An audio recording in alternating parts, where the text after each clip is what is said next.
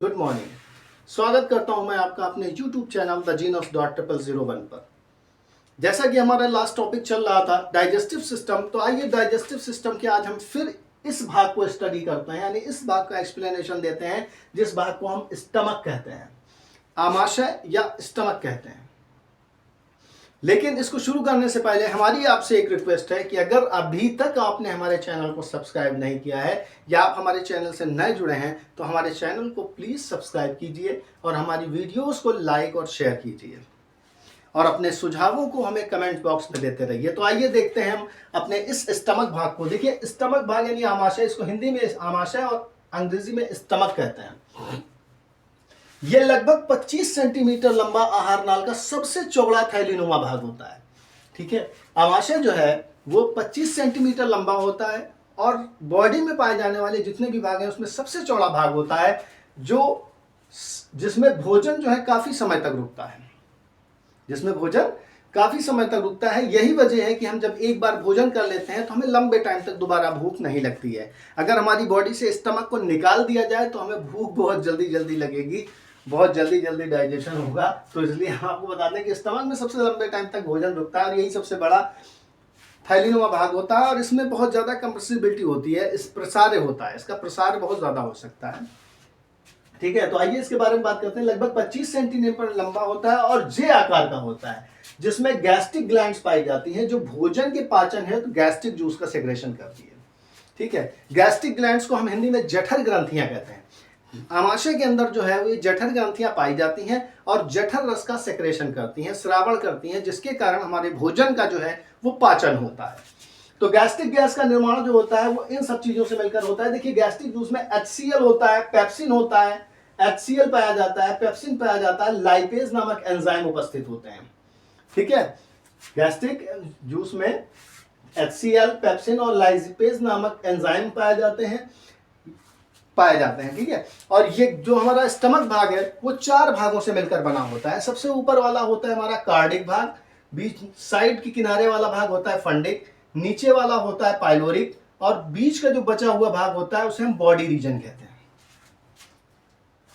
बीच के बचे हुए भाग को हम बॉडी रीजन कहते हैं। तो आइए देखते हैं, सबसे पहले भाग को हम कार्डिक भाग की स्टडी करते हैं। तो ये सबसे ऊपर का भाग होता है, ये देख रहे हैं आप, ये सबसे ऊपर का भाग होता है जिसमें आकर आइसोफेगस ओपन होती है, जिसमें आकर आइसोफेगस ओपन होती है, जिसमें आइसोफेगस ओपन होती है आकर, ये सबसे ऊपर का भाग होता है। दूसरा भाग हमारा फंडिक होता है, ये मध्य भाग होता है, फंडिक वाला भाग जो है ये मध्य भाग होता है। और उसके बाद तीसरा भाग हमारा पाइलोरिक भाग होता है। पाइलोरिक भाग हमारा सबसे नीचे वाला भाग होता है जिसमें छोटी आंत जो है वो आकर खुलती है।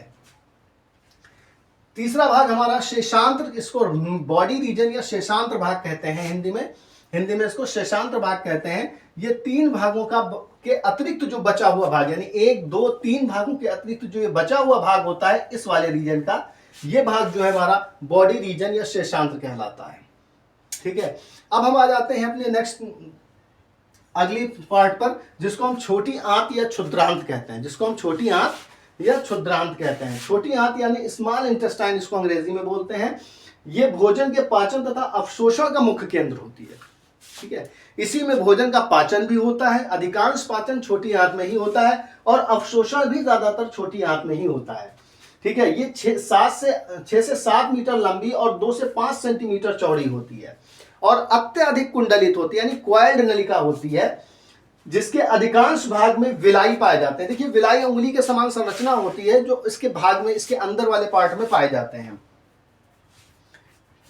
जो भोजन का पाचन तथा अवशोषण के लिए सहायक होते हैं। ये विलाई का काम क्या होता है कि भोजन का जो पाचन होता है, यानी काइम जो होती है, काइम जो लिक्विड फॉर्म में आ जाती है, उसका जो अवशोषण होता है इन विलाई के द्वारा होता है। यानी विलाई जो उंगली के समान संरचनाएं होती हैं वो भोजन के पोषक तत्वों का एब्जॉर्ब करती हैं।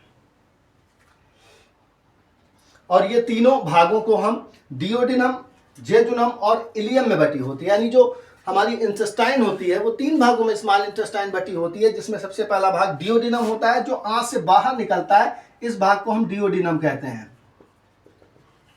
इसके आगे का पार्ट जो है वो जेजुनम कहलाता है और उसके आगे का पार्ट जो है वो इलियम कहलाता है। इंटेस्टाइन का हमारा जो नेक्स्ट पार्ट होता है वो होता है डिओडिनम। डिओडिनम के बारे में आइए जानते हैं कि डिओडिनम जो है वो 25 सेंटीमीटर लंबी तथा सी या यू आकार की नलिका होती है। इसका आकार या तो सी आकार का होता है अथवा यू आकार का होता है। इसी डिओडिनम के अंदर ब्रूनर्स की ग्लैंड्स पाई जाती हैं, ये लिखा हुआ है मैंने, ब्रूनर्स की ग्लैंड पाई जाती हैं जो म्यूकस का सेक्रेशन करती हैं। यहीं पर जो है वो पित्त वाहिनी पित्त रस का तथा अग्नाशयी वाहिनी अग्नाशयी रस का सेक्रेशन करती है, जो आकर काइम में मिलते हैं। नेक्स्ट पार्ट आ जाता है हमारा मध्यांत्र, जिसे हम जेजुनम कहते हैं। जेजुनम 2.4 मीटर लंबी तथा 4 सेंटीमीटर व्यास की क्वाइल्ड नलिका होती है, जिसका अगला सिरा डिओडिनम में तथा पिछला सिरा इलियम में घुलता है जाके। नेक्स्ट आ जाता है हमारा इलियम। इलियम 3.4 मीटर लंबी नलिका, कुंडलित नलिका होती है, जो कि बड़ी आंत के सीकम भाग में खुलती है और यहां पर भी एब्जॉर्प्शन का कार्य होता है। इसी के साथ अपने इस वीडियो को यहीं पर समाप्त करता हूं और अपना नया टॉपिक लार्ज इंटेस्टाइन लेकर मैं आपको नेक्स्ट वीडियो में फिर उपस्थित होऊंगा। तब तक के लिए नमस्कार। और अगर अभी भी आपने हमारे वीडियोस को सिलेक्ट नहीं किया है, सब्सक्राइब नहीं किया है, तो प्लीज़ हमारे चैनल को सब्सक्राइब कीजिए।